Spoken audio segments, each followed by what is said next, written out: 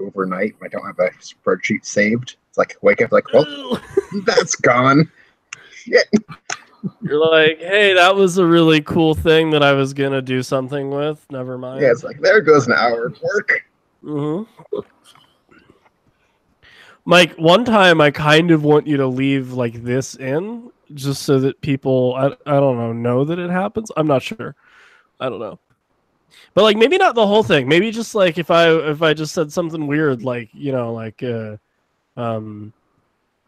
yeah, and then I told her, you know, if we just put our best athletes on the pitch, we'll win the World Cup every year. And then like, you know, I'd just be like, hey everybody, welcome to the USL show. And then we would just go from there. I don't know. I say just get a good one-liner soundbite from one of us in there. Right, yeah, just a really, really good one that's like preferably the more ambiguous the better. Out of context is always right. Yeah, just like a really weird, like, you know, I don't know thing. Yeah, USL banana. That paper bag thing never did happen. Oh, the only reason I suggested the media versus the league game be closed door if we're doing USL All-Star Weekend is because I don't want everyone to know how shit I am. 100% agree. Yeah, so I was really just protecting myself. League versus media is like, but we're gonna call it when the league beats us by 20 goals. And like, I need to meg Nick Murray. Like we could do league versus the coaches and or media versus the coaches and would still lose. I don't know. Where's Lily playing? Is he the coach of the coaches team? He's the coach of the coaches team. Perfect. You can't tell me that guy can kick a soccer ball. Here's where Mike saves that part and plays it for Bob Lilly before I go out and see him in September. He's like, this fucking guy, he's going to be there. You should kick him in the face. And that's the line you could use. This fucking guy. He wouldn't kick you in the face. He'd be like, oh, that's look true. at me kick a ball. Can't kick me that high unless I'm on the ground, which, I mean, that's... He'd kick a ball into your face. I don't know. Is Bob Lilly actually nice at soccer, though? Yeah, no one knows. No one knows. Your silence is deafening. Great, thanks. Anyway. Hey, everybody. Welcome to the USL show.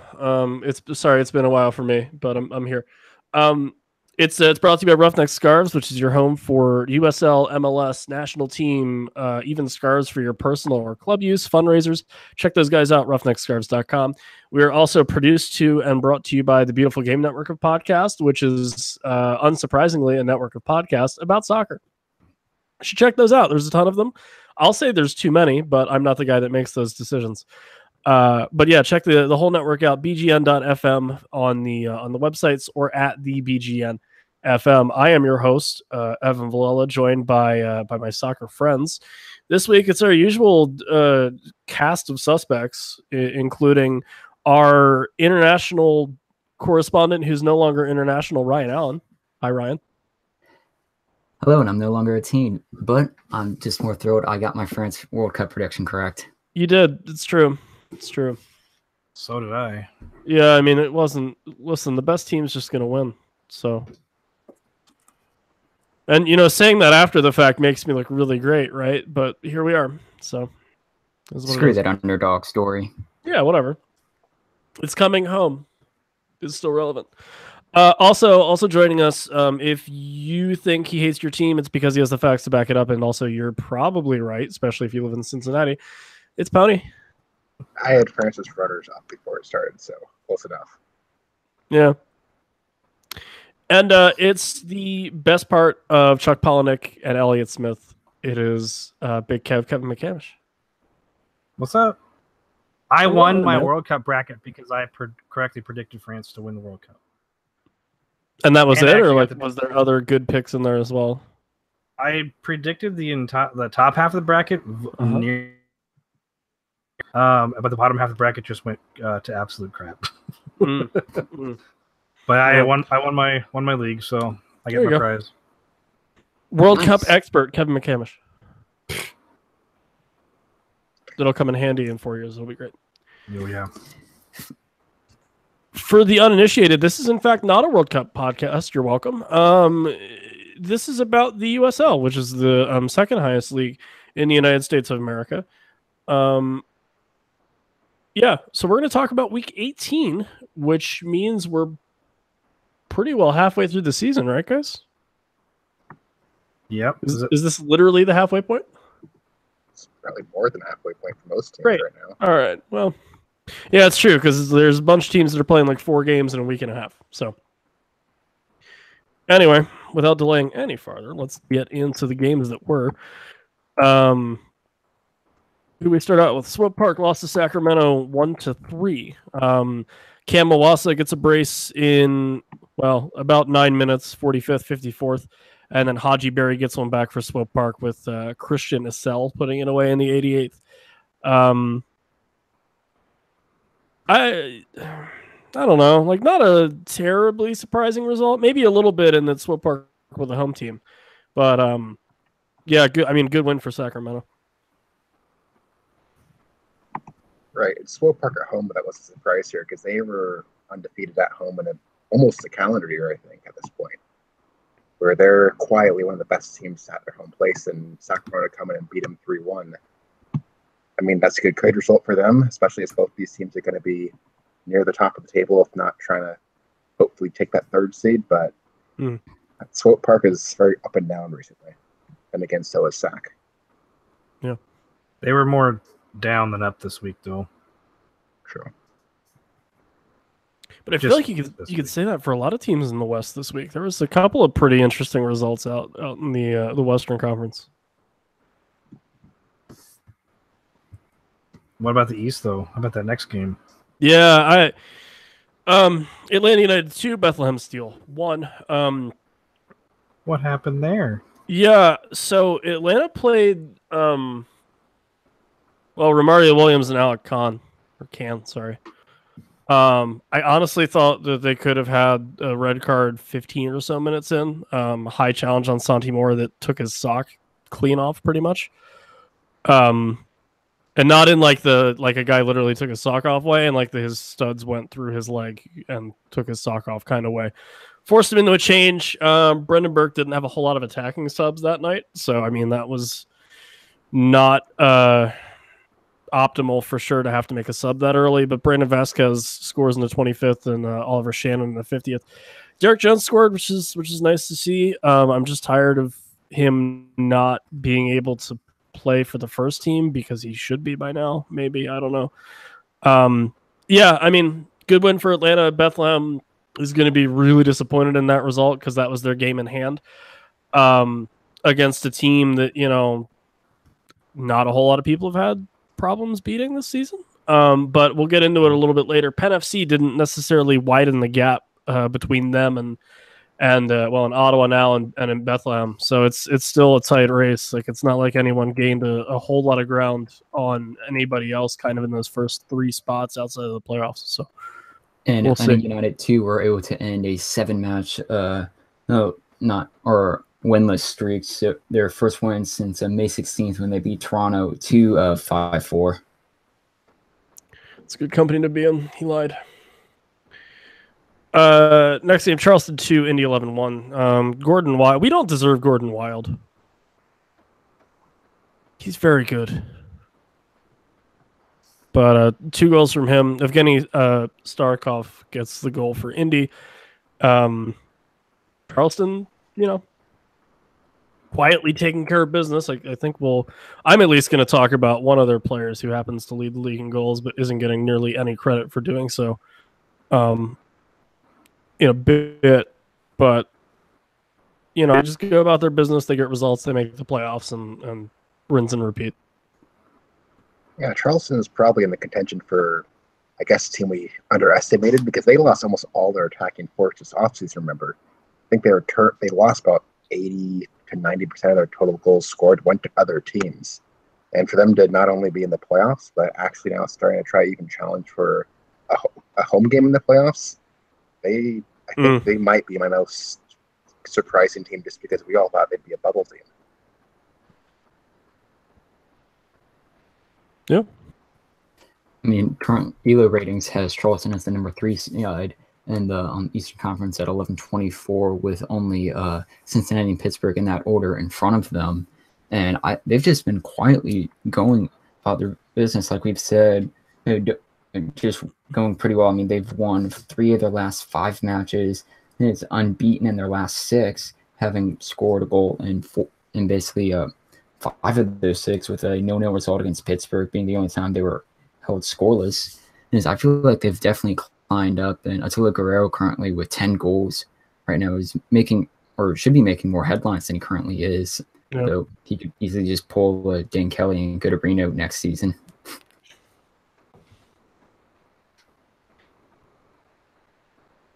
Next match, Charlotte 1, Nashville 0. Kevon George with a really nice free kick in the 42nd. Caleb Calvert continues to do stupid things when it comes to getting sent off, and gets sent off at the 90th minute. And Charlotte takes the win here against the guys who are going to be in MLS at some point. I don't know.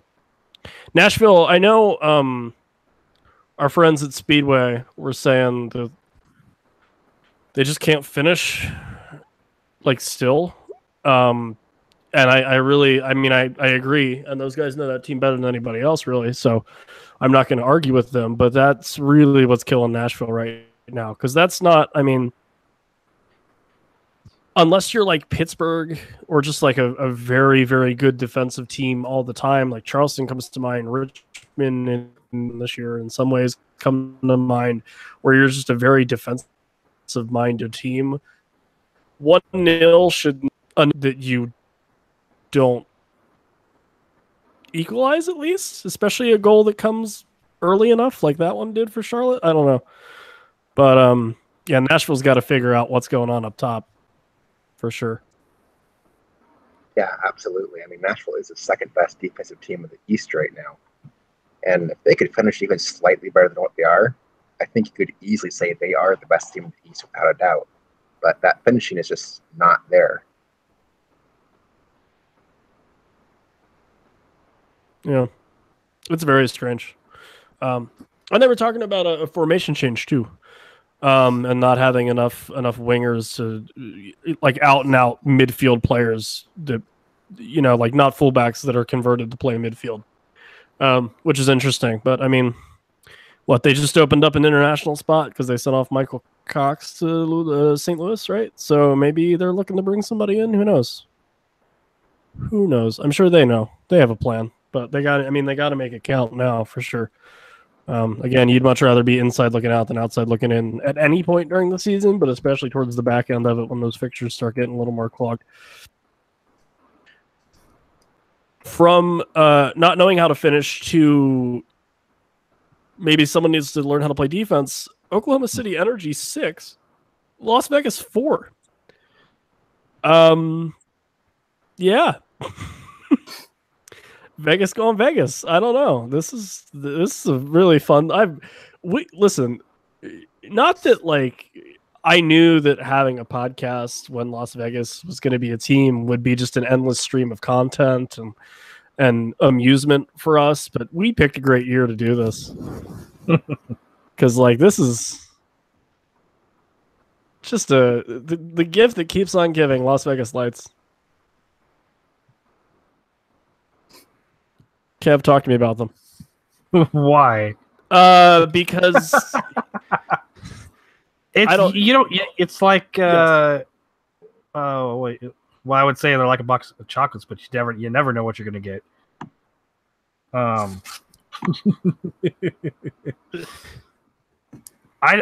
didn't watch this game, but I came down and saw the score and I was like, wait, what? And here's the more surprising part to me. The 4 goals Vegas scoring, that doesn't shock me. That wasn't like, because Vegas, eventually they're going to do something like that. Raul Mendiola gets their first hat trick of their club history, so that's cool. But Oklahoma City getting 6 goals, what the heck were they smoking? They must have eaten their Wheaties or something. Good grief. Yeah. The 12th, the 44th, the 50th, the 57th, 72nd, the 90th minute. Wow. I love that both teams scored in stoppage time. That's a game where you could watch the second half and you're going to get plenty of goals to watch. Yeah. What is that, 8 goals? See, the only problem with watching the second half is you missed that Atiba Harris scored in the year of our Lord 2018. But is that really important? Yeah, because I forgot he was playing. I'm sorry, Atiba, if you're listening to this, or anyone in Oklahoma City. I didn't know you guys had Atiba Harris. Which I apologize for because I love Atiba Harris. So not if you miss this is Vegas had a hat trick in a losing effort, which is pretty rare to be able to see you scored hat trick. The only other time you ever see that is like Los Dos or something. Yeah, it's at least been a few years since that one happened. Yeah, they don't even get their poker chips for this one. Oh, I forgot that was a thing. Oh, I love this team so much. Although I will say big props to OKC on this. They're currently riding a 6-match unbeaten streak at the time. In fact, prior to this match, in their previous 4 matches against the Switchbacks, San Antonio, Los Dos, and RGV, they scored 6 goals in that time. So to equalize it in that one, it was just like their offense came on fire, and we did deny Vegas as their fun time in the casinos. It's punks. Yeah, I think sometimes teams just have a good night where everybody's on the same page, and it all just kind of works out. It's happened once, I think, for T2. I think it's happened now once for OKC. It's one of those situations where it worked out for them, and it seems to be like when that happens, the defense is like, "Nah, we're good. We'll just let the fans enjoy many goals." They'll get together and they're like, yeah, just keep scoring, whatever, who cares? Yeah, pull the goalies, forget it. Yeah, basically. Let's see here. What do we got? Next match. All that confusion just went straight to my head. Oh yeah. LA Galaxy 2-1, meaning Los Dos scored 1 goal in their loss to Reno, who scored 4. Antoine Opino started things very early in the 7th minute. Jerry Van Ewek with a brace, and Chris Weehan in there as well for Reno. Justin Dillon in the 57th for Los Dos. Reno, 5 matches. They've won 5 straight. They haven't lost in 16. Yeah, they're hitting some kind of stride for sure. Another team that I don't think is getting as much. And we're partly to blame for this because of what we do every week, but not getting as much coverage and as much credit as they deserve. And I think, Pony, like you were saying earlier, it goes to your thing where they lost a lot of their players too. And we just didn't think they were going to do a whole lot. And now here they are with 16 matches unbeaten and 5 matches won in a row. Yeah. They lost a lot of their core group from last season. And they're just repeating where they start off the year looking really, really bad. And then manage to turn it around after about a month or 2 months of play and just catch fire. I'd like to see them get a few more good wins in here. A lot of the teams they've been doing I don't want to invoke it this early, but doing a lot of the Cincinnati thing where they beat a lot of the teams they should be beating, which is granted very good talent. But even they have a couple wins against all the top teams in the West. Right now, at this exact point in time, you could say Reno might be the scariest team to face, even though long run I think their downs are more than a few of the top other sides. But Reno is another one, and it's just that conversation with Charleston to me of the team we all thought it was going to take a big step back, but actually has remained as one of the top teams in their conference. Who ended up picking Reno in our draft at the start of the season? I know I don't have them, is all I know. They went pretty late too, I think. I would imagine. I will say with Reno, they have 9 goals in the last 3 matches, including one of those matches with a 3-0 victory over Real Monarchs. They play St. Louis on July 28th as their next match. And then on August 8th, the Wednesday night, is one that everyone should be circling, is when Reno travels to Zion Bank Stadium to play Real Monarchs, which could very well set the tone for who's going to take that top spot in the Western Conference for the rest of the season. So this is their bye week we're in right now. Yes. What a way to hit a bye week. Good God. No, Reno actually, I'm looking at our draft right now. Reno actually did go 12. Okay. Who I guess you picked them probably. No. Okay. Open it. Who had him? Come on. And this is where my document's kind of freezing on me, so it's not opening quickly. Mhm. I'm trying to find out too. I'm going You got back. it. Someone's got it. I'm gonna find it here. One of us will. No, I have it. It just won't open for me. So I go with the tiny thumbnail that shows him being picked in 12th. Or no, not 12th. 14th. But Oh, here we go. You have him. Oh yeah, apparently. Yep, I picked him. Hey, Wow, okay. Kev, good man. I picked them and I picked OC. Interesting. Doing well, doing well. Next match. Speaking of cool things happening in a team, being on their night for at least 77 minutes. Baby Bulls, Red Bull 2-5, Richmond 1. Jared Stroud decided, hey, let me score my first professional goal, and while I'm there, let me get a hat trick. So kudos to him. If he's not player of the week, I will be mad on the internet because I certainly voted for him. It was a fantastic goal. the face goal. Yep, the face goal. If you missed A good way to go start. watch it. From the NC Charleston match at the end of that match from last week, Yep. where they just couldn't score to save their life, and then to start it with someone getting a goal off their face. Yeah. It just seems like in the past 2 weeks of USL, we've just had really incredible scoring chances, especially at the start and ends of each match. Well, you get that deal with ESPN Plus going. You're obligated to be on SportsCenter so many times a year, and we've really just given ESPN the best of the league. And the worst of the worst. Whatever. So, were there more shots in this game than attendance?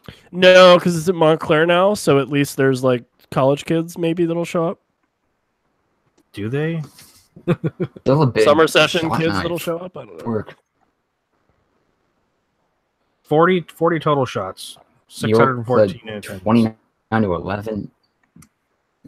Shots on target was 17-3 with the Baby Bulls, who currently lead the league in scoring with 41 goals. Cincinnati is in second place with 37. What I really like is that Red Bull won 5-1, and Evan Loro decided to get himself a red card, which was great. I find it funny that the Red Bulls have more shots on target than many teams sometimes have total shots in the game. Yeah, when Brian Red Bulls are Schreiber playing good. continued to be. Sorry, go for it. I said when Red Bulls are playing good, they're one of the most dangerous teams in the league. Yeah. If they actually hard to pick them or pick anybody over them when New York is on their game. Brian Schreiber continues to be a super bright spot on a pretty bad Richmond team, and I'm surprised that Tampa didn't try to sign him, honestly, because they seem to have thrown an offer towards everybody, and they need help. I don't know. Next match, Ottawa 2, Penn FC 1. Ken Tribbett with his 5th of the season somehow. All headers. All set pieces? I'm going to confidently say all set pieces. I'll be wrong, but there we go. And then Ottawa gets 2 late on with Tony Taylor in the 72nd and then Steven Dos Santos with a penalty kick in the 81st. Yeah, Penn FC is going to be hard done to not win this one. Ottawa move up into a playoff spot, if I'm not mistaken. We're very close to it. So good for them because I don't 10th. think. What's that? Ottawa are 10th. 10th. So they're getting So I think- close. Yeah, my projections actually do have them 8th right now, Okay. but it's basically a crapshoot between about 6 teams there.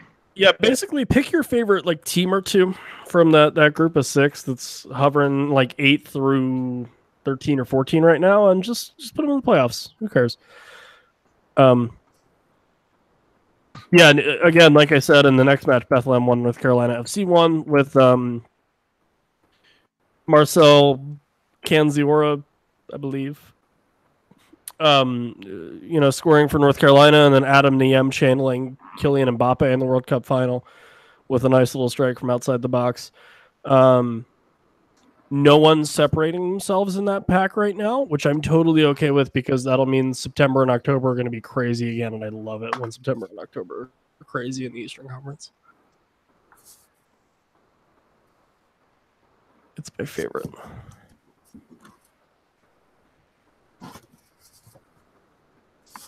And then, speaking of weird matches, it is Charleston 2, Louisville 1.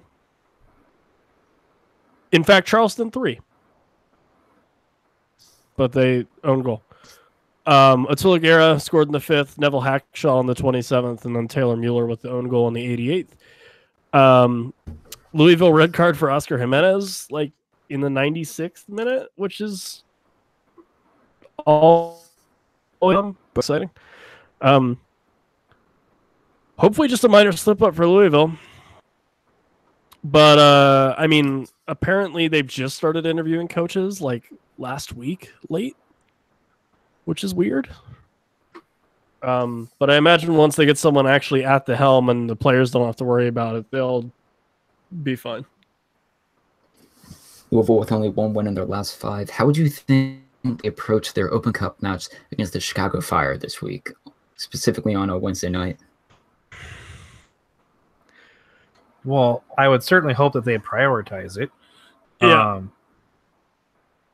Because it's, I would always want to prioritize your cup game over a league game when there's so many games, despite the tables being so tight, especially for those lower playoff spots. But I don't know, like, who is the interim manager right now? It's Del Piccolo, and who's also their captain. Yeah, it's 3 of them, and I used to Davis the 4th, I think the 3rd guy is. Well, I hope Midfielder. their coaching committee decides to group together and prioritize the cup. Yeah. I mean, and Fire is not doing. I mean, they're doing well enough. I think even if Louisville prioritize it, it'll be a tough challenge for them on the night. But dude, I mean, throw everything you got in the kitchen sink at Chicago and try to win. That's what I would say. 8th in the last matches. But however, they've scored in those 3 straight matches. On July 7th, it was a 3-2 defeat to Vancouver. On July 11th, it was a 3-4 loss to Philadelphia. And on July 14th, it was a 1-3 loss to FC Dallas. Never mind. Chicago not doing so good. Well, so it's funny because obviously being from where I am and being a Union fan, I saw a lot of Fire fans' reaction to that ridiculous game that they played against the Union on the 11th, where David Accam decided to wake up and score his first goal for the Union in stoppage time to win the game and literally steal 2 points from his old club. And a lot of people in Chicago really like the Open Cup. Like, it's a very nostalgic, in a way, tournament for them. So they're going to go Open Cup, and I would imagine that that's going to make Louisville kind of have to match that, or else they're going to get absolutely run off the field. Yep. And I don't think those Louisville guys are going to want to get run off the field. That might be one of the advantages of having a bunch of players as your coaches, is that you can go, hey, we're going to go out there and we're going to show these guys that, we can beat them. So who knows? But I also told Cincinnati not to sell out in the Open Cup so that they wouldn't have to play Louisville. And, well, I will say if Chicago Fire do win the Open Cup this year, it'll be their 5th title, and that'll make them the leaders as far as MLS teams go. And then an all-time tie, Maccabi, Los Angeles, and the original Bethlehem Steel. Yeah. Cool. Yeah, fun times. Yeah. Speaking of Cincinnati, they beat Tampa Bay at home 2-0. Manuel Ledesma, who we don't deserve, he's very good at soccer, and Danny Koenig. Guys, Tampa do not look good. Yeah, I think Tampa at this point, they're going to be lucky to get into playoffs. Isn't that crazy, by the way? Can we talk about how crazy that is? Yeah, I mean, I took them first in the draft overall because Tampa was good and they returned almost all their players. Well, they were good and they returned everyone and they were deeper than they were last year. And you figured that their away form couldn't possibly get any worse. Joke's on you as their home form got worse. Yeah, definitely go check out Unused Substitutes, our friends that cover the Rowdies, for probably a lot more in-depth and a lot more sad coverage of the team. But it's bizarre, man. I thought bringing in Poku would lift them up a little bit, and then they don't really seem to know how they want to use all these players they have. It's very strange. But man, and yeah, the Tampa Bay Rowdies of all people might not make the playoffs this year. I mean, they started the year fantastic. From their first 6 matches, they've won 4 of them. Basically had 12 goals scored. That was including a 2-0 victory over Real Monarchs then. But you saw the seeds of a season that may not have been started well. They had a 1-0 defeat to Louisville and a 5-0 loss to New York. And since their loss to Charleston on April 28th, they've only had 2 wins, and both have come against Toronto FC too. No, in fact, they only have 1 win in their last 5. It's a weird how far this team has at least just kind of fallen from years past.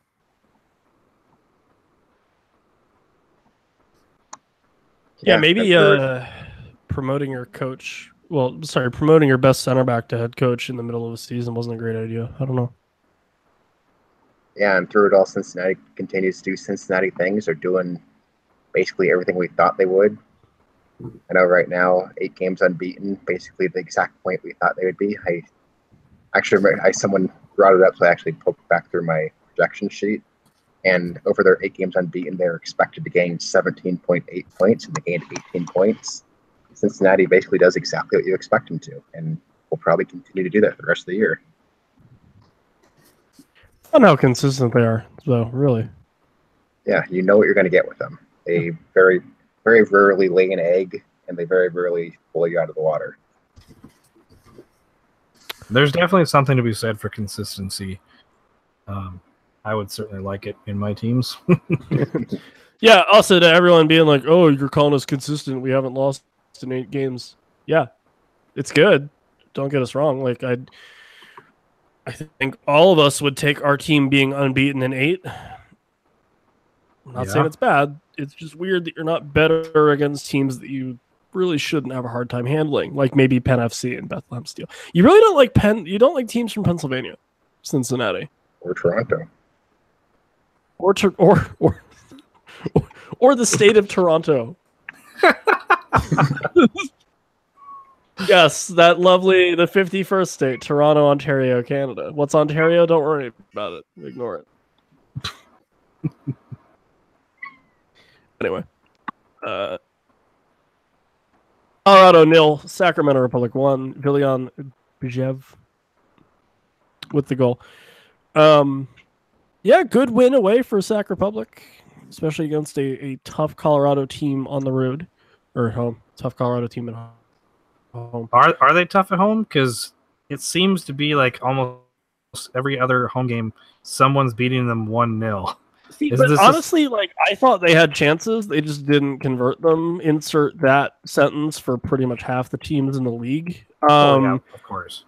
But I mean, you know, they got good looks on net. They just didn't put them away. And yeah, I mean, I think between that whole elevation thing, which is real and not fun, being a decently compact defensive team, because it's not like teams are going in there and blowing them out. I do think they're difficult at home.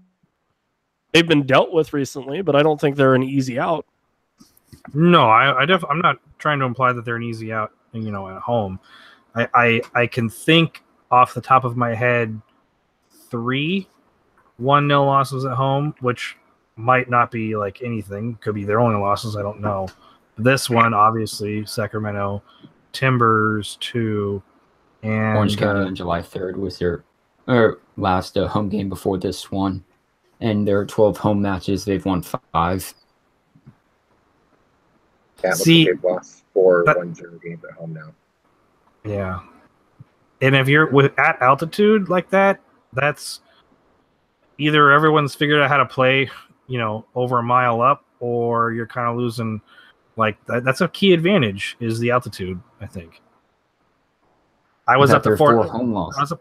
Go ahead. I was going to say, I was up at 4,000 feet the other day, just walking around for half an hour, and I was losing my breath. I would not be able to play a soccer match at 600-something thousand feet, 6,000 feet. I can't play a soccer match at any elevation.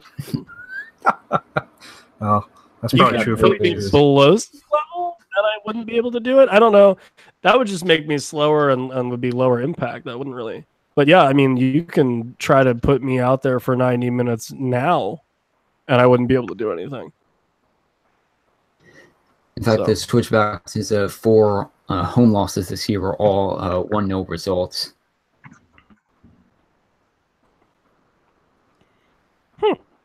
Then, so yeah, I was feeling that was the case. I was thinking there was at least 3, so 4. I was thinking about. You were not wrong. No, it was not wrong. You're never really. Yeah. There you go. Have mechanics, guys. Oh my god.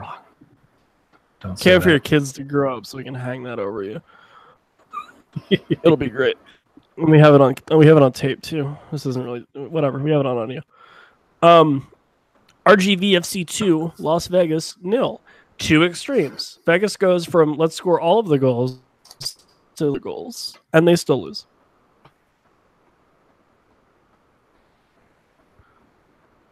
Connor Donovan, 45th minute. Jesus Enriquez, 90th minute.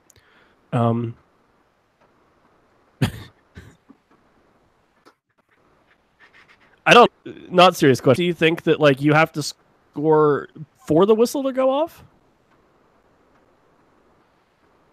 Like, are they like, oh, we really want this game to end, let's just score, and then they do it, and then it's halftime, and then they do it again, and then the game's over? Like, is that? Yeah, this is just kind of an uninspiring game. I think we do have 2 teams who. I mute myself.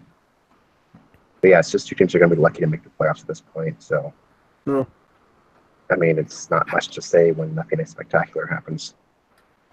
Well, that's because Vegas used up all their spectacular in the previous match. Mm-hmm. They get a certain allotment of spectacular every month. But they're apparently collecting chips, poker chips, so they don't have to give to players. So there's that, right? Yeah. Or maybe maybe if they just like take all the poker chips that don't get taken, like an allotment, make a jackpot, and then whoever on their team wins their team's golden boot at the season, scores the most gold, wins the jackpot. There's a Vegas thing to do. That's a very good idea. But what I'm going to do is I call your idea and I raise you, wink, wink, a better one. You take all those unallocated chips and turn them into and turn them into comp rooms for a staff party. Evan, I'll raise your idea. Evan, I'll raise your idea and take all those chips and turn them into a Money in the Bank briefcase to get to Edwards for a spot in the playoffs. Oh my God! Ooh, hey, that's I think that's the best idea ever. Although to be fair, staff party. Shalice's music.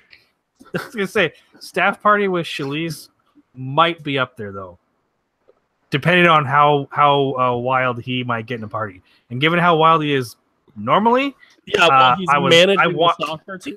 Yeah, I want to be in a party with Shalice just to see. Can we acknowledge?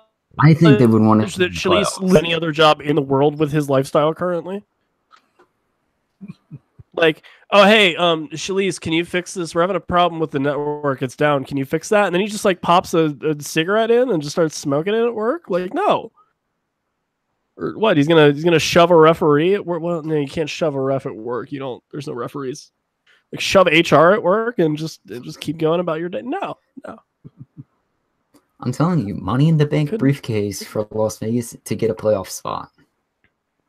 Yeah, but like when would they cash it? They would be like stupid and cash in like the first week, like when the game starts. And it would be a 3-way soccer game. That's how people were actually working on a game for that method. So they have to like hire those guys and do a bunch of research and development. It just wouldn't be worth it. Anyway, St. Louis played Tulsa until they didn't because the God of Thunder, Thor, happened to be there. And because he didn't die in Marvel Infinity War, Spoiler. It's been out for like 4 months, guys. If you didn't see it yet, there you go. Thor didn't die. Now you're going to be like, oh, what happened to everyone else? Well, do I have some news for you? I just saw it for the first time like 2 weeks ago. Oh, good. It would be really funny if you take the I'll just call it the quote unquote big event in that movie and apply it to West Side Story. Thank you. That was a risky joke there, but I'm sure some of you lovely listeners will get that. So here's to you. I got it. Speaking of which, because St. Louis and Tulsa didn't play, now's a great time for me to talk about my dear friends at Soccer Loco. What you're going to do, you're going to go to the USLshow.com. You're going to click a blue box, or if you're colorblind, a gray box. It says Soccer Logo on it. Hey, it's a real thing. Happens to people. Trying to be all-inclusive here. And then you're going to go and you're going to buy stuff. And it'll be great. Soccer things. If you need cleats, if you need jerseys, if you want to pretend like you've been a Kylian Mbappe fan for years, but then just buy the French World Cup kit with his name on it, go for it. Who cares? I'm not going to judge you. Also, while you're there, you should check out our Patreon, because what we're going to do is we're going to do a little bit of updating and housekeeping with that, including that if you are a Patreon, you'll get to like listen to these shows and interact with us live Monday nights. I know, it's terrifying. I'm scared too. Don't worry. You get to see me like in real time and my ugly face. It'll be great. Let's scare off our Patreons. If I haven't yet, are we gonna have Cincinnati fans paying just that's to the be only like, way I'm going to let them actively contribute unless they actually like do stuff for Cincy. So just kidding. Yeah. We're gonna paywall you talking to us, basically, is what's happening. It's not happening. Everyone will still get the show like normal on Tuesdays, but if you're like, hey, I want to hang out with these guys for a little bit every week, go join our Patreon. $1. It's all it takes. $1 a month. It's $12 a year. It's not bad. Anyway, there you go. There's your little St. Louis and Tulsa didn't play, so there's my spot to do some plugs. Thanks. Real Monarchs 2, Seattle 2-0, meaning Real Monarchs scored twice. The team from Seattle in the United Soccer League scored no times. Team from Tacoma. Oh, yeah, sorry. Tacoma. Yeah, but still, like the two teams really annoy me. There was a T2 versus S2 game where it ended 2-2, and I was like, I give up. Yeah. Oh, it's awful. It's happened. Played on Tuesday. You know what? They may have. if two team A and two team B drew 2-2 on a Tuesday, I think someone's putting a pencil through their face. No, I'm done. Forget it. Pencil's not sharp enough. Charlie Adams, not the one that plays for Stoke. This one has an S on the end of it. Don't get excited. Charlize Theron scores in the 26th minute. Sebastian Velasquez in the 70th minute. I don't know. It's Real Monarchs beating Seattle like they're supposed to. Yeah, They're like the argue Cincinnati of the more. Western Conference, but they're better at it. That's right. Expectations met. Yeah. I mean, And then some. Speaking of expectations not met. Yeah, Kev, would you like to wax poetic about your lovely teams? Now, Ryan, in the notes, you put Portland Timbers 2 and then a hyphen and then 1. Were you just denoting that they're a 2 team of the Portland Timbers? He jokes because he knows the score. Rangers 2-1. Yeah, they did. Kev, talk to me. How did it go?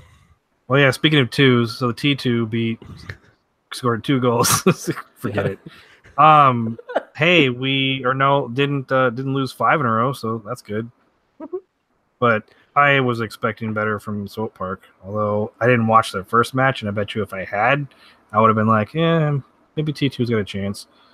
The idea is like with more team with some of our first team guys back from the World Cup, the depth on the first team bench expands a little bit, and then those players that I think T2 were kind of missing sometimes in their past 4 losses are back, and that's obviously going to help them.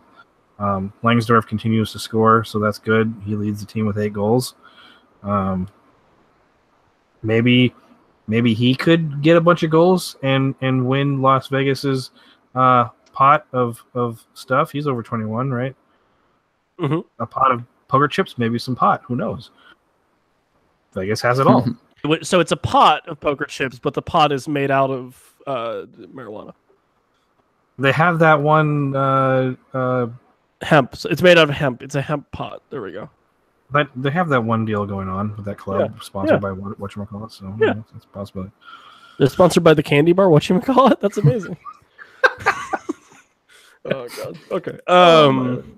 What was soccer, right? Yeah. Sorry. No, soccer. I'm hungry. Orange County 3, San Antonio FC 0. Lauren Conrad no showed the game. No goals for her, unfortunately. But Thomas End of Oldson, we're going with, sorry. Mats Berman and Michael Seaton score. 10 yellow cards. Does Orange County just really like picking up yellows? Yeah, they're pretty high up there. I know we don't have that in front of us, but they have to be top 3 in terms of cards this Hold year. on, I right? can find. Yeah, I'm pulling it I can up. find it. We're both pulling it up right now. That was my way of saying you don't need to find that out. Really, it's okay. But okay. And Devilson is tied with Attila Guerrero for most goals currently in the league, both with 10. And Orange County is 4th with 43 yellow cards. Las Vegas, who else? It leads the league in yellow cards with 57, followed by How Fresno dare I with presume? 45. San Antonio at 44. And the first Okay, yeah. Eastern Conference side you see is Cincinnati with 38. I don't know. It's But our lost attendance. when I see it. I wasn't really expecting the Western Conference, like the top Western Conference teams, to be better than the Eastern Conference. Like before the season started, I figured, okay, Monarchs and probably Phoenix will be up there. Mm-hmm. Then you'll have all your really good Eastern teams, and maybe even the Eastern teams will be at the same or better than the West teams Mm-hmm. before you even start to get to the third place West. But now you've got top 3-4 Western teams before you start getting to the best Eastern team. I didn't see that one coming. I think it's because there's a lot of I almost said a terrible word. There's a lot of nonsense happening in the Eastern Conference in terms of players moving around, and since you got MLS and like Tampa Bay is losing their minds currently, and like there just seems stability in the Eastern Conference in terms of what the clubs are doing as far as operations goes. So maybe that has something to do with it. I don't know. No, that's true. Or maybe none of it's us just saw an Tampa Bay. actual honest to God shift of power in the league. Who knows? We'll find out in the playoffs, I suppose. Shift of power. The past 3 USL champions have been from the East. Yeah, I think it's East has underperformed more than the West has actually overperformed expectations. Probably. Because Agree with that one. Tampa and Louisville are arguably not even top 10 overall at this point. And I think they were probably 1, 2, or 3 for all of us to start the season. They're both 1 and 2 in our Eastern Conference and guaranteed top 3. I think 3 of us had Tampa as our number 1. Yeah, so step it up. Yeah. Don't make us look at Now don't I'm make us putting look them that right bad. at the basement, baby. They're staying there. Toronto FC2, a shock win over Tampa Bay Rowdies coming up. I'm feeling it. And then the last game of the week, Fresno, big 4-0 win over a 10-man Phoenix Rising. Christian Chaney with a good goal, Pedro Ribeiro, Juan Pablo Caffa, and Jamal Johnson. And then, Zachary Ellis Hayden in the 84th gets a second yellow, and Lambert gets a red for Phoenix, straight red in the 43rd, after a clumsy challenge for sure. Didn't expect Fresno to get a 4-0 win, but I think we've all been pleasantly surprised with how they played in their first year. Welcome edition. Yeah, they haven't really been getting blown out in any games, which is nice. They only have 1 loss that was by more than a goal. And I think they right now are either 4 or 5. They're at 4-0-1 losses this season so far. They're one of those teams that is just that one piece away from being very, very good. And they're not a team you want to see grab that 7 or 8 seed. Well, Juan Pablo Caffa's been turning it up past couple games, so it seems like he's getting settled in there. Yeah, I still say he's one of the best players in his position in the league. He might just be one of the best players in the league. Well, that too. I don't know if we even need to be like, oh, he's just a really good midfielder. It's just like, no, he's just really good. He's just really good. Hey, speaking of naming things that are the best, bad, very bad. The USL announced their mid-season awards, at least finalists, but also winners, I think. I don't know. I was confused on how they did that. It was like open for public voting, which is cool, but anyway, it confused me. It was the 2018 Fans' Choice. There it is. Fans' Choice USL Mid-Season Awards. There we go. Evan, it's almost like they tell you what it is, and you should just do that. So gentlemen, what I suggest we do is we run down these and pick out of the group that we are given. And then if there's any omissions or anything, feel free to say so. And congratulations in advance for anyone from FC Cincinnati for winning this award. You guys suck. That goal wasn't that good. I hate you. Please note it was not me who said it this week. It's just so like I'm gonna be the one that's petty over the things that are petty, and Pony can just be the one that's petty over the things that actually matter. Deal. Great. Deal. Either way, just say Evan, you're terrible, and then you're covered. Anyway, obviously and we'll bring it up. The Golden Boot, which wasn't shouldn't be a fan vote. Atul Guerra and Devilson both on 10. Carlton Belmar with 9. Cam Lancaster with 9. Rios from North Carolina with 9. Danny Koenig with 9. Emmanuel Ledesma with 9. Jorge Herrera with 9. And Cam Awasa with 9. How would like can to the point Golden out- Boot even be a fan vote? How can it be a fan vote? Like literally, because you like that. I don't it ends in a understand the tie? concept. I don't know. I don't know. It's not. I think I was just saying that to say that. My favorite player has 4 goals. I'm going to vote him as the Golden Boot winner. Wait, Yeah, what? buddy, he did it. I'm gonna give him a boot that I spray painted gold. Owen Thank goal you. for Golden Boot. Congrats. Yeah. Guys, I will say, and I know we've been spoiled in past years with the likes of Dane Kelly and Romario Williams, 10 goals through 18 games is not a great clip.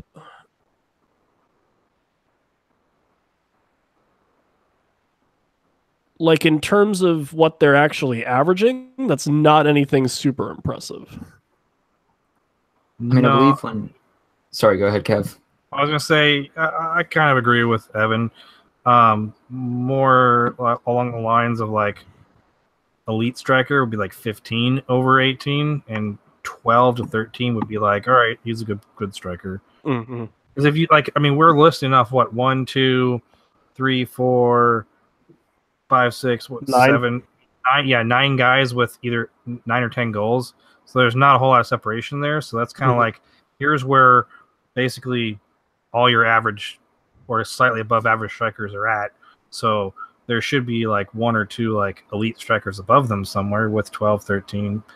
I mean, if you had a team, someone's team had a striker with 15 goals, I'd be like, hey, guys on fire, 15 across 18. But Well, back in 2016, Coley won for Cincinnati with only 16 goals. And that was a 30-game season. What did who won it last year? I Was it know Bowens or Kelly? McBain and Brennan Allen both had 15 when they tied for Golden Boot winners in that season. Maybe it just means teams are spreading the ball out more, that we no longer have that one sole attacker who racks up score after score. that's a good point. Yeah, I don't know. Maybe my perception of it's a little different, but when I think Golden Boot winner, I think of a guy that's pretty much 1 for 1 in terms of goals to games played. Obviously, a lot of those teams that are represented up there, like your Charlestons, your Orange County, your Louisville, especially Cincinnati, obviously by having 2 guys up there, are very much the type that spread the ball around and have a lot of guys that can hurt you. So I don't know. Maybe it's me. Maybe it's not. Who knows? Rio Savinci is probably the only surprise who is up there with 9 goals. Yeah, and I mean, I think there would be other guys that would be up there if they hadn't switched, or I don't know. Like I feel like someone in Tampa would be there if they were doing better. Maybe. Who knows? Anyway. Midseason goalkeeper of the year choices. Here we go. Maxime Crépeau for Ottawa, Matt Pickens in Nashville, Dan Lynn, Pittsburgh, Andre Rouse, Orange County, or Carl Wojcinski, I think, for Phoenix Rising. Sam, tell me I'm wrong. Thank you. Yeah, I mean, Dan Lynn, I think just because of association. In the league with 9 guys, anyone immediately that you go, yep, this is the guy. Well, here's a question for you guys. Yeah. this is a question I always have. Goalkeepers, you can obviously rate them by shutouts, but a lot of times it's also a big portion of that is the defense in front of them. You can have a fantastic goalkeeper, but he's not going to get shutouts if the defense is absolute garbage. So, how much of the being such a great goalkeeper is the keeper's skill, and how much of it is the defense in front of him preventing those chances from going through. Yeah. And I'm not talking just the Pittsburgh keeper, but in general. But obviously in this situation, it can, we can focus on the Pittsburgh keeper. Sure. So I mean, I guess, and Pony and Ryan jump in if I'm saying something that is not statistically cool. I think save percentage is a big part of what you were looking at, and as far as the best goalkeeper in the league. Yeah.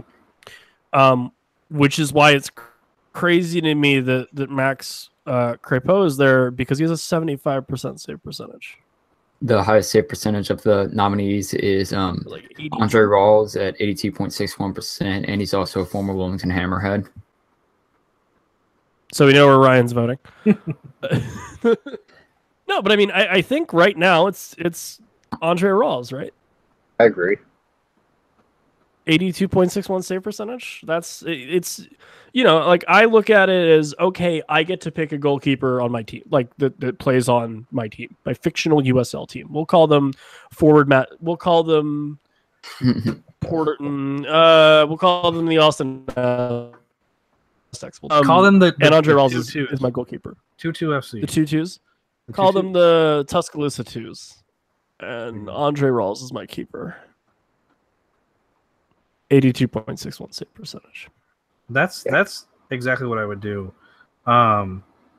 You pick the keeper not based on like the team he's on, but if you got to pick a team, but you're not guaranteed to pick the best defense in the league. You're picking your best 11 players that might be available to you. Then you pick the best keeper that you can, regardless of the defense, which for me is also going to be with the highest save percentage. Mm-hmm. Yeah. What's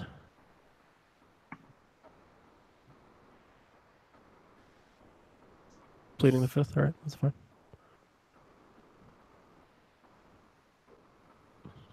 Did you guys die? No. Okay. Great. Mm-hmm. We're holding out. This is weird. I don't like it.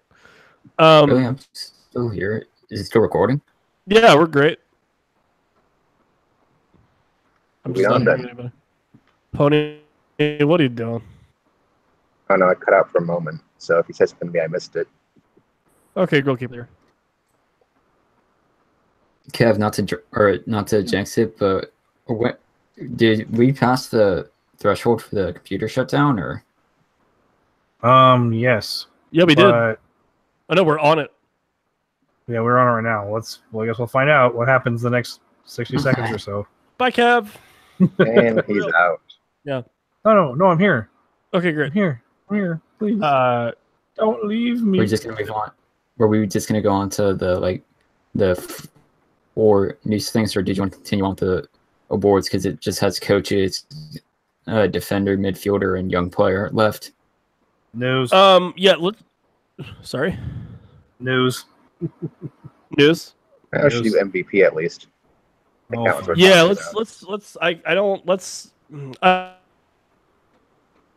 don't know. Like I want. We'll do coach of the year and MVP, I suppose. Juan Pablo Kaffa.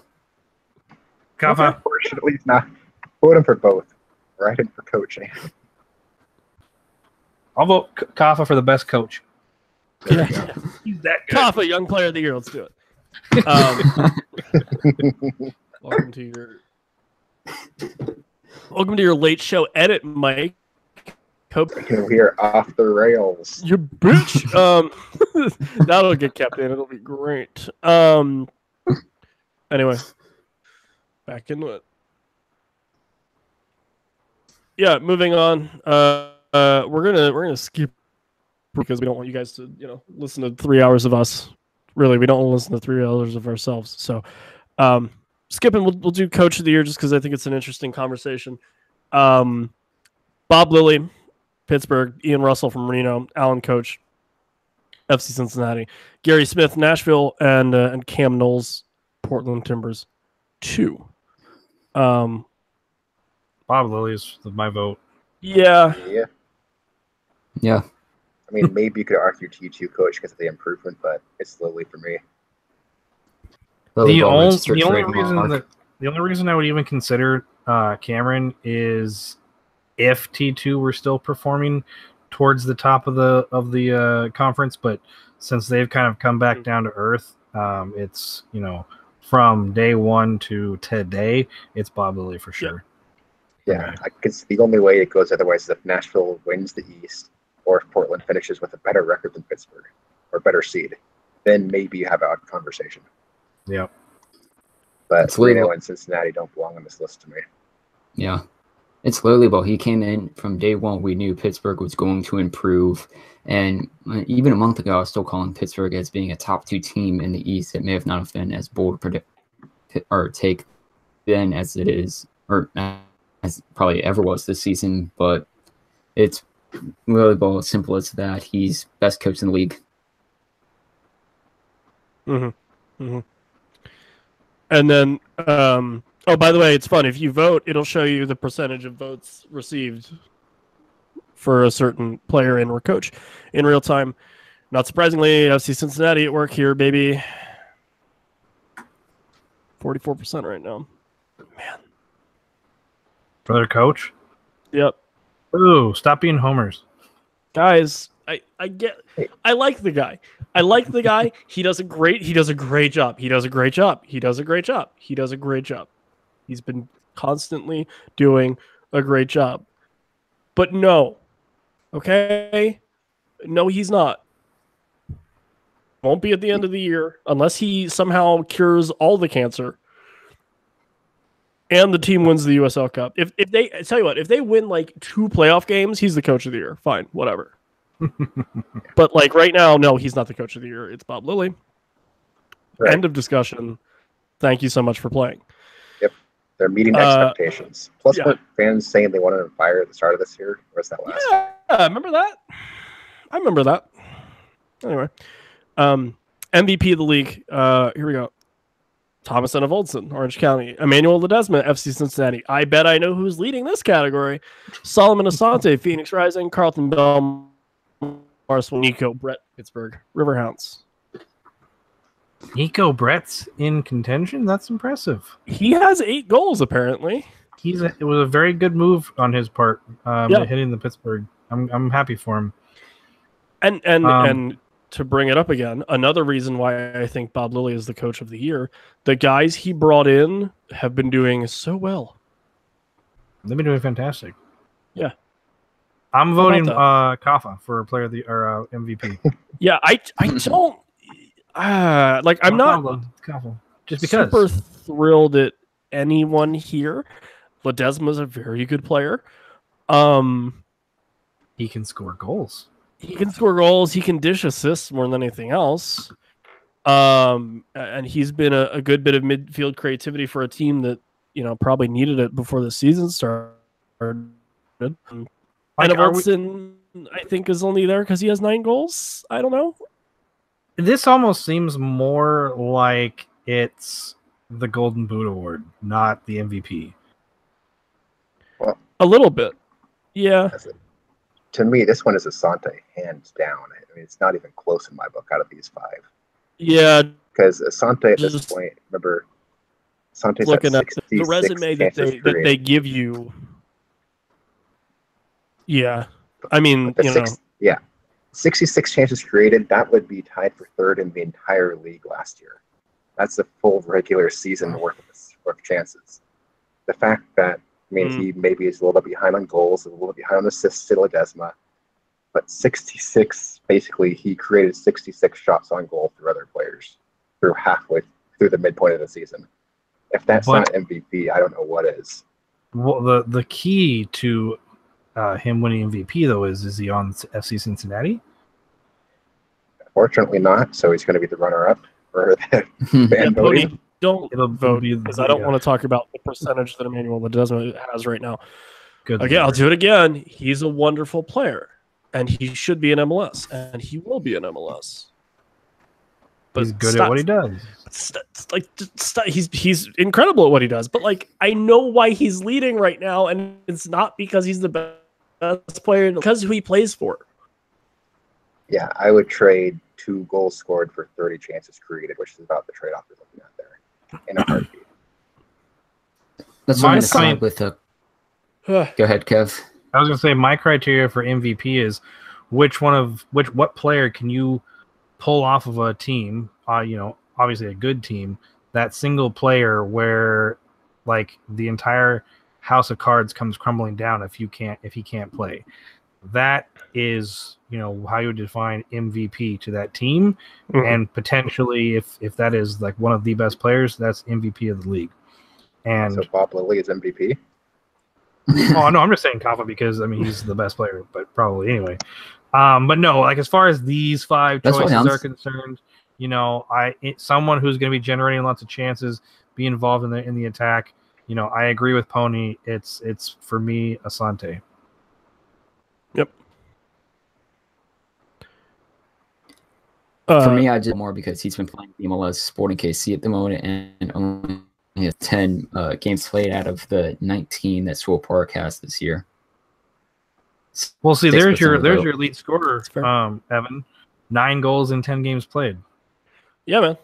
There you go. Almost a goal per game. Yeah. Be interesting to see what happened if he played all those 19 games, but here we are. Maybe we have 19 goals. Come back. Other news things moving. Go for it. Sorry. Other news things real quick. Madison, the D3 team, checking in on USL D3. I feel like we need to do more with D3 in the near future. I don't know in what capacity, but we'll figure something out. Madison's name, it's down to 2. Forward Madison SC, or FC maybe, or just Forward Madison. I think it was SC. Or AFC Madison now. As outsiders, as we all are. Yeah. People explained what the whole Forward Madison thing was, and I get it. So explain to me, because I don't. I'm an outsider, and I have no idea why it's called Forward Madison. It is their city motto, and it is literally on like everything in the city, like the Capitol building, like the city flag, like it's all over the place. So it's very much a uniquely Madison thing. In the vein of like how the Seattle Sounders are named off the sound kind of deal, but like more inside baseball and like a lot more inside baseball. I respect that though.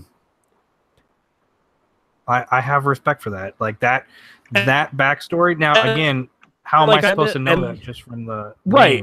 And without that backstory, and even with that backstory, that shouldn't be the name of your club. Right. It needs to make sense from a completely neutral standpoint. It can't be some inside joke or we're going to be calling teams Forward Madison and putting German letters in our club names for some reason that only a few people get. Right. 1904 FC. That's probably even a worse example. Well, a better example of how to be bad at naming a club. So I'm not super thrilled with AFC Madison. But as far as what this is, I can understand, because I'm a soccer fan at least, the AFC usually, tells me, oh, it's a soccer team. Forward Madison and then SCFC doesn't really do that for me. So, yeah. The colors look nice, though. The colors are great. I like everything else. I just really don't like Forward Madison. I don't know. I'll be honest, I didn't like it, but knowing their backstory, like I have respect for that, how it's tied to their city. So I'm not against it anymore. But you know, if I look at it objectively, and if I had no idea about where that actually comes from, which is gonna be really hard for literally anyone not in the state of Wisconsin to understand, at any given point in time, neither one of them are really good names. I will say hard time. AFC at least isn't being unique right now, so you're somewhat unique in the States. Right. That is. Right. I mean, you have AFC Mobile. It's, I think, the only other club in the States that is using that term. There's a few in PSL as well. AFC Mobile was just the first that came to mind. I will say we just had another article from Soccer and Sweet Tea speculating on the Greenville or South Carolina potential branding, and Chris in that one speculated that it would also go a bit more of a community-based one with about like a Textile Town FC, or kind of dealing with that history. Yeah. Chanel FC. Yeah. Is it loaded or is it neither? I see United's trademarked really pretty. I understand, Ryan, how you think it looks like a competitive chess team logo, and now you've ruined it for me. So thank you. It's what I do. But it's good. You could do a lot worse if you're making a logo. But they have it. Two pieces of news. A weird rumor coming out of left field. NWSL is apparently open to being merged with USL or bought by USL, or partnering with USL. If people don't know, it's the premier women's league in the United States. They're currently subsidized by US Soccer. I'm trying to think of another league that runs that way. I don't know. It's like how the Arizona Coyotes were owned by the NHL itself. It's a very interesting thing about like tracks and how they get paid. But this would be crazy. I mean, this could definitely help grow the NWSL. Currently, right now, you have the Utah Royals, Portland Thorns, NC Courage, just like the big Orlando Pride, as well as like some of the big sides that are partnered with directly to MLS, and sides that also have USL teams. The Courage have already clinched a playoff spot in the league this far, and have a magic number of 6 necessary to clinch the Supporter Shield already. Just how dominant they've been. But this would be a big move, and I could definitely help just build up the expansion of the NWSL, who's currently sitting at 9 teams, who had to fold the Boston Breakers earlier this year. I don't know. They've had so many problems, and like as much as I want to see the women's game thrive in this country because it's a really cool scene. A lot of the very reminds me of like early this era USL. But I don't want the USL to take on more than they can chew. That's understandable. That might be a little crazy, depending on when they're thinking about being bought or merged or things like that. And at the same time, like I don't want the USL to, okay, but we're going to relaunch you in like 2 years. Unless that means they come back with like 12 or 16 teams. I don't know. But I mean, back to the more you can chew, they're also taking on D3 at the time and NWSL, right, and the current USL iteration at D2.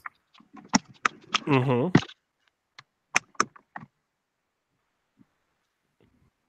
at a plausible thing that totally could happen, but something that I would not be if just because of the timing.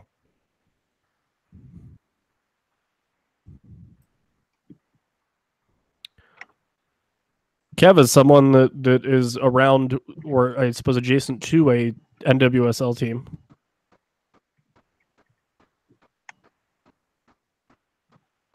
Do you have thoughts? I always have thoughts. Do I have thoughts about this particular topic? Yes, but you pretty much mirrored what I had. I 110% want to see the women's game grow and thrive. And I also want USL to thrive, and I don't want the two to get together and hurt each other's chances for that, where they can be. If there was a lot more stability on the USL side, like if we weren't trying to like start up D3, weren't expanding like 6 teams a season, something crazy like that, then absolutely 100% like help the women's game, stabilize it, grow it. I don't know if it's going to work out for both teams if they did it right now, though. I would also argue if NWSL themselves were more stable, it wouldn't be as big of a risk. Like if they were running 12 teams right now and you knew for a fact that all those 12 teams would be there next year and they wouldn't move or anything like that. There's just so much going on right now with USL in terms of D3, and there's D2, and there's D2 expansion teams, and there's just you're stretched decent. I would imagine you're stretched decently thin right now in terms of personnel and things like that. And I don't know who was in charge of a lot of the our expansion team crew for D3, and here's our media team for D2. Like, I don't know if those are US soccer people or if those are NWSL people or what's going on. I don't know enough about the back of house stuff for NWSL, where if you told me, hey, like if you just kind of hired all these people and let it go, it would maintain itself. Then I would be like, all right, then maybe do that. But I don't think that's the case. Who knows? Dear friend Sam Doerr, the comms guy, Rising, sir, you can stop listening to this podcast whenever you want, or anything terribly important for you. Anyway, have a All-Star game, and damn it, I agree, we should. Ryan, answer your question. East versus West, please. I don't need this USA versus World early thousands NHL nonsense. I don't need Independence versus MLS2 teams. That wouldn't go well. That'd be fun. No, it would be weird. It would be I Real don't Monarchs and the Baby Bulls basically against everyone else, and you'd put one Toronto FC2 team player on there, just like you needed Christian Leitner as the one college player on the 1994 Dream Team. Actually, no. I have a question. Yep. I have a question. This is actually very important. So, obviously, the only format that should even remotely be accepted is some form of left side of the country versus right side of the country. Why I say left versus right is because in 2019, I believe we fully expected to be 3 conferences.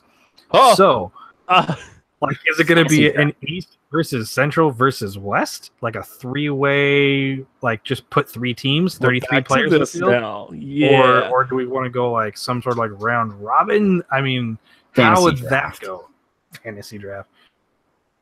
Okay, that's not bad. Yeah. East versus West, and both sides of the country get to draft Central.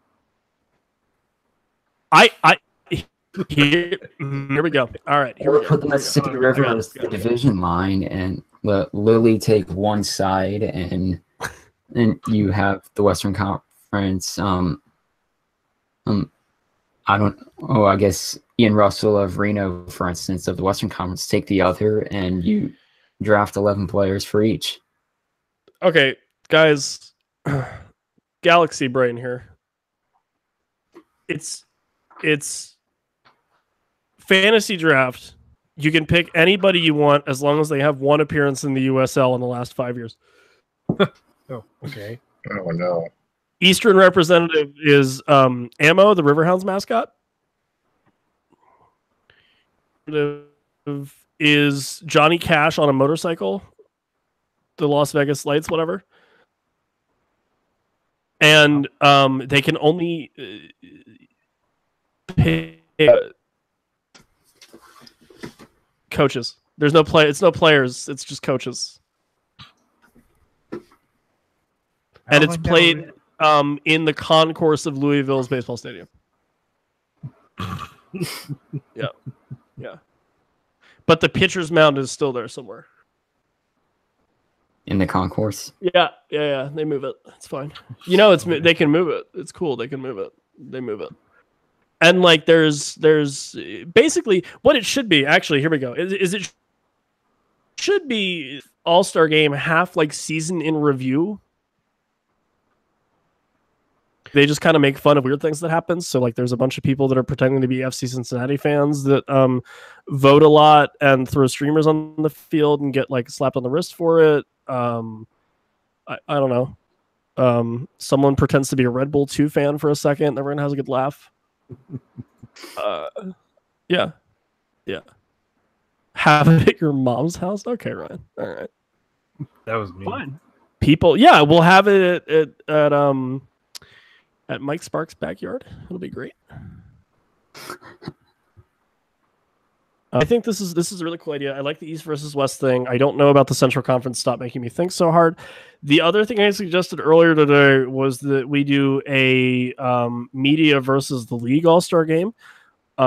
Closed door, because I don't want you guys to know how great I am at soccer. I'm gonna get back into 7v7 this fall. Okay. Just wait for me. Next year, 2019, I'll come in. I'll light it up. I say, what if it could be higher? The amount of media people that physically get sick during the game or the goals we score.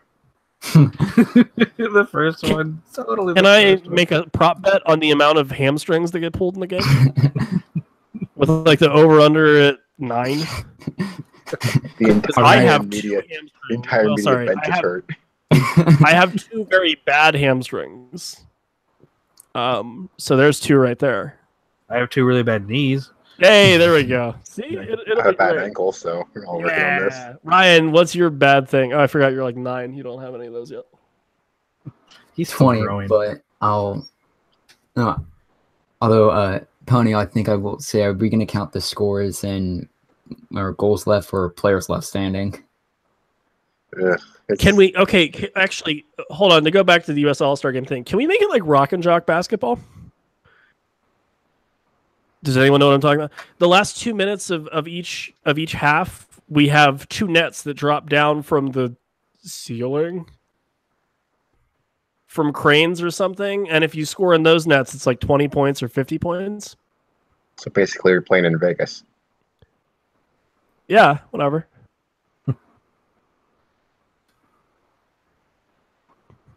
Okay, great. We're gonna do that. Sam, make it happen. Perfect. All right. Yeah, I think we got it covered. I'm hoping that everyone in the league wrote down our because they're money makers. Yeah. If you want to talk to us, or that this is a thing that happens every week, feel free to follow us at the USL Show. You can also find all of us individually. I'm not going to have us list out all of our nonsense just because we're like an hour and a half into the show. So what you can do, we're all listed in the actual USL Show Twitter account. We'll all be there. So you can find us that way, or in the show notes every week. I also put all of our Twitter handles. So if you'd like to talk to us, we're down there as well. Yeah. So other things that you can do, again, uslshow.com. Check out our Patreon. Check out our friends at Soccer Loco. Super huge thanks to Mike Sparks and the Beautiful Game Network podcast. You can go check all of those guys out. I know Mongols had Hugh Roberts on tonight, which is probably a really good time. I know who else was recording? I think Raising Bulls are recording. There's a lot of content that comes out every week for you guys to gnaw on. So if you think that we don't give a team a fair shake, don't worry. There's a podcast, I bet, in the network of podcasts that totally gives the team that you want us to talk about more a fair shake. So go check those guys out because they're all great. Other than that, for Kev, for Pony, for Ryan, for Phil, who's not here, he's been in Europe. Take care, everybody, and we'll talk to you next week.